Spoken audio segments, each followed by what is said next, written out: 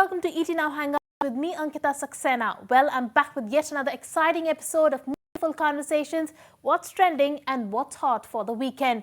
Speaking of the trends then, one of the hottest trends is sneakers. Well, in India alone, the sneakers segment is forecasted to generate a revenue of $2.8 billion US. Well, these trends highlight the growing trend of sneakers being seen more than just a footwear.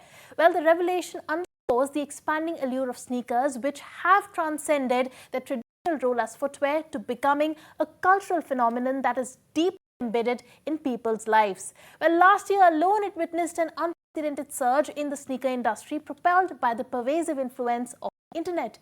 Online platforms served as catalysts, heightening awareness within the sneaker community and contributing to the remarkable growth observed today. Well, to demystify the world of sneakers, we are joined today by Anchit Kapil, who is the co-founder of Crepdog Crew, which is India's premier sneaker reselling platform. Anchit, welcome to Now Hangouts. It's a pleasure to have you on the show. Thank you, Ankita. Well, okay, Anchit, tell us, tell us about the meteoric rise sneakers has seen. It has surpassed the boundaries, the age boundaries, occasion boundaries. Even the brides are wearing sneakers under their lehenga. So it has transcended all boundaries. How has sneakers transformed from just a footwear to a lifestyle now? Sneaker, when we were growing up back in the day, was considered an extension of, the athletic and the sporting industry. And that's the only time of the day somebody would use to wear their sneakers for that, that particular moment. But with time, sneakers being a cultural part of the hip-hop industry in the West, as we saw the rise of hip-hop in the subcontinent, we saw people adapting to the fashion culture which comes with it, and sneakers started increasing in their demand because of the rise of hip-hop. And all in all, it is stylish, it is limited, it is very, very comfortable. So there is hardly any reason for someone not to wear it now. Okay. Do you think that the tag of being limited edition, that's what is really attracting people? With sneakers, I would say there are two types of people. One who only chase the limited edition, and there are others choose practicality. So we cater to pretty much the ones who are more focused on the limited edition side. Right. And there are other stores who cater to practicality. Right. So tell us, what is boosting this demand? What is the demand on ground? For, if I may speak about the quote-unquote collector's choice, limited editions, what is the demand for that, and what is boosting this demand, and where is this demand coming from? What are the geographies?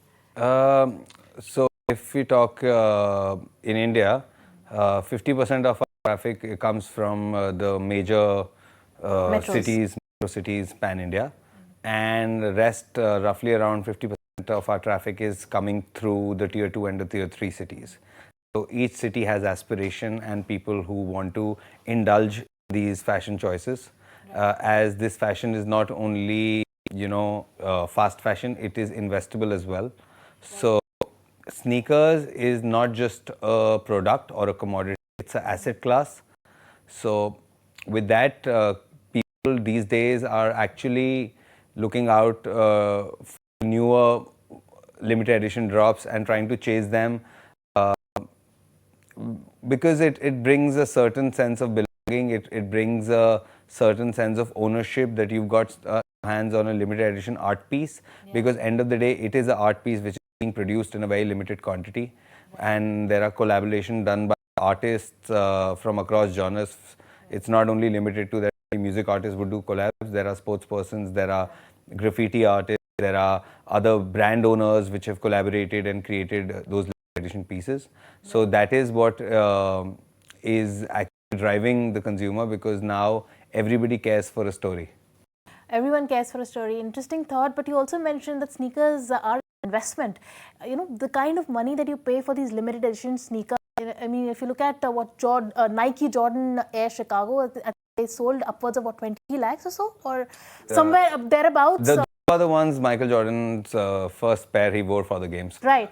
But it's an exorbitant price to pay for a pair of sneakers. How does this pair of sneaker make for a good investment, or how is it an investment, or how does it make sense financially? it will make a lot of sense financially the day you stop seeing a sneaker as a sneaker and start seeing it as an investment module. So each sneaker like a pair is like a stock, like how you have your stock markets with different stocks listed on it. We've got the sneaker market with different sneakers coming out every week. And those are the IPOs. Then if you don't get the IPO, you have to buy it from the aftermarket. We are the aftermarket here, where you can buy the sneaker at today's value. Right. But then how does the value go up? Because you said it's an investment. So I'll tell you how the value goes up, because they're made in a limited quantity. Imagine if 100 pairs are made, 10,000 people want it. So only 100 would get their hands on it. Right. Then, according to our study, around 97% people who are getting their hands on the shoe in the IPO stage, which is the retail price, are in to sell it further. Okay. Right? Because there's a lot of money to be made. So there is on an average, I would say there is at least 65 to 80% uptake on day one of the value of the shoe, and then they would sell it further, and with that somebody would acquire it because it's about to go higher than what they can get it now for. Right. So imagine if you get a shoe today for maybe 30k, you are excited that wow, you got 30k, because you know it's going to go for 60k in the coming 3 to 4 months. Right. And is there how do you resell it? Like for stock market, you have an exchange, right? You're selling it, but how do you go about selling this? Is there a community? There is a very big community around it. That's where the journey started. Yeah. So the community hails primarily out of Delhi, Mumbai, Bangalore. That's where the major, I would say, concentration of the community is. And yeah, they've been, I would say, fans, believers, and supporters since day one. And it's always good to have people with the same mindset around you when you're building something in a culturally driven industry. So yeah, I would say the community is the big driving force for us as well as India, because if a shoe is considered a big hit or a big miss, is actually decided by the community and others who follow the community. So the other side of the consumer, which is the fashion conscious consumer, who is buying the shoe only for the color and the look and the feel and not the story, are pretty much seeing what's in trend and what they like and what materials they like, as well as on the other side, the community has a very, very important role to play. Right. So tell us, what are the current trends then? What is it? What are the best selling pieces and what are the hits and the misses? Hardly any misses for our curation, I would say. We are very on point with our curation. So at our stores or on our website, whatever you see selling, there is, can't really express that in a way that what is, performing the best, as the sneaker industry is very different. Thing which is very highly priced, obviously there are very, very, very limited pairs of, we have those also and those also sell. And then there are shoes which are produced in maybe 10,000 pieces in quantity, and then we sell a lot of those also, but not that heavily priced. They would be roughly around 10 to 12k. So a 10 to 12,000 shoe or a 8 lakh rupee shoe, the entries of these would be different. So you can't really say that a 8 lakh rupee shoe is selling more or the other one selling more. There is enough, there is, being limited edition clearly states that there is more demand than supply. Yeah. And that's what drives the price. Right. But shoes like Yeezys, people were crazy about. They still are, because now they're end of life. Absolutely. But so likewise, what are the shoes that are really the hot sellers? So the Air Jordan 1s started it all. Now people have started, then came the SB Dunks and the Dunks, which people really loved. Then there are now Jordan 4s. Yeah. There are the New Balances coming in. There are, I would say, Yeezys are still a crowd favorite. Yeah. Because of their comfort and the vibe they have. It's a very alien and a different looking shoe compared to the Jordan and everything. Yeah, that's there when I talk about like which are taking the major, I would say, chunk of our sales. These, and then you always have the mixed shoes, which are the new ones coming out, going out. But yeah, we see a lot of evolution happening. Earlier I would say when growing up, I was a sneakerhead. It was only Nike. Yeah. Then came in Adidas with Yeezys, and there was Stan Smiths and everything back in the day, but I wasn't a big fan of them. Then came Yeezys, which I truly adored and loved.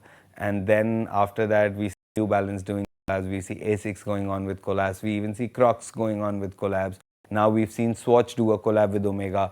So yeah, the limited edition craze is only increasing, and it's a win-win for everybody that the product you are using, you're getting a very exclusive design or a colorway in that same product, and it's very limited. So it kind of you will hold it a little closer to your heart than your other consumables. Yeah.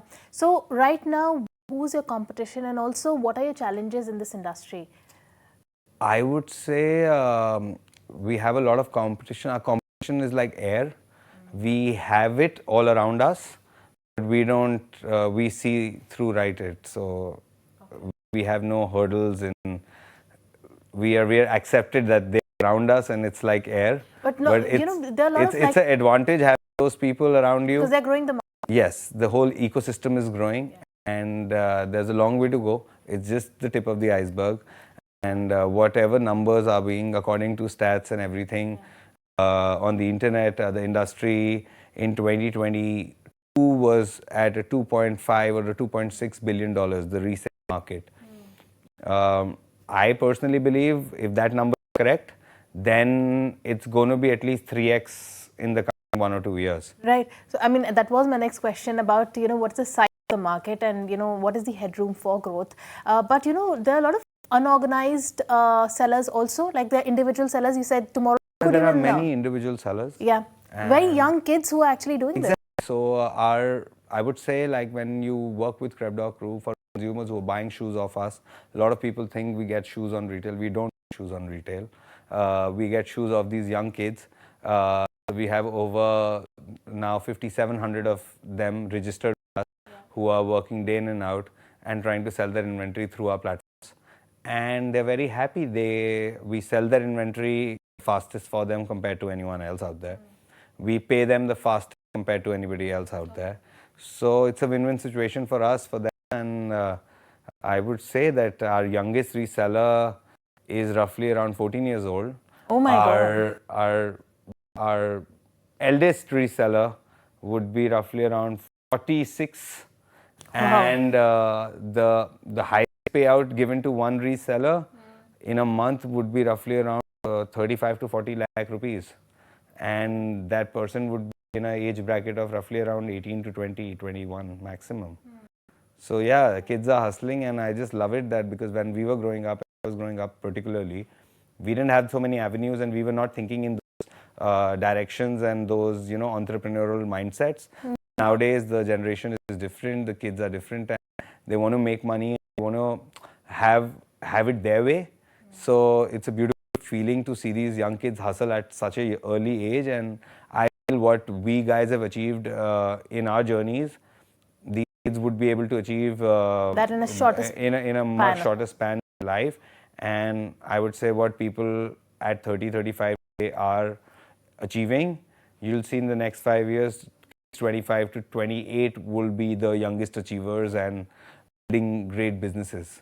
Right. So the youth of India is doing a great job. Absolutely, yeah. So I want to dissect that a little bit more. What you mentioned, you said you're paying your youngest reseller and your oldest reseller the amount that you mentioned. But when you say you're paying your reseller, how does this work? How does the hierarchy work? What do you mean by paying your reseller? So it's an ecosystem for them. Today, if there is an IPO and 1,000 people get a share at maybe 50 rupees, right? And they know that the trading value is at 100. Yeah. How will they sell it? They will go to a share broker. Okay. We are the share broker here in this case. So if you get a shoe tomorrow in retail, you don't have to look live anywhere else. You just have to come get in touch with Crepdog Crew, and they will help you sell it. Yes, for shoe, and give you the payout by keeping a small transactional fee and a small commission. Oh, all right. So this is how it works. This is how the entire ecosystem of sneaker reselling is working out. Also, you have a vertical for streetwear vertical also that you run. Tell us about that. What does it entail? Good you brought that up, because at CDC it's not always about shoes. We are India's biggest one-stop shop when it comes to streetwear, apparel and sneakers. The streetwear side, we are the biggest aggregators in the homegrown scene.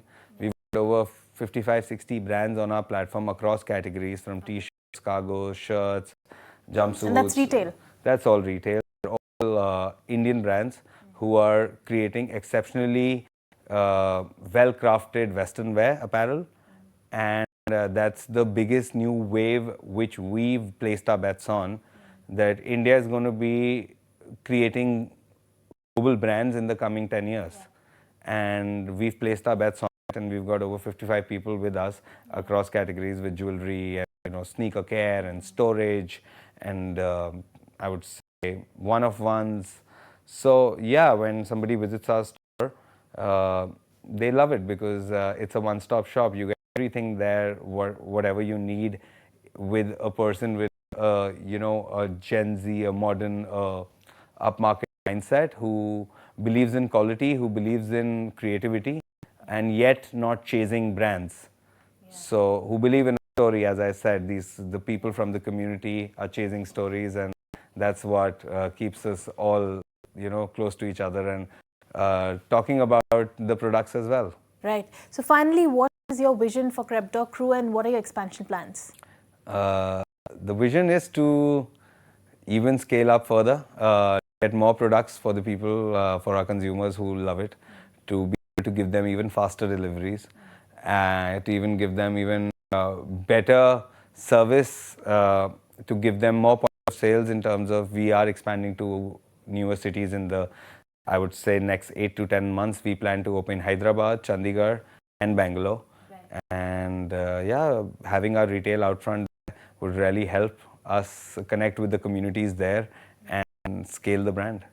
All right, Anchit, thank you so much for joining us today. It was a pleasure to have you on the show. Pleasure is all mine. Thank you, Ankita. It was really an honor and fun as well. Thank you so much. Thank you.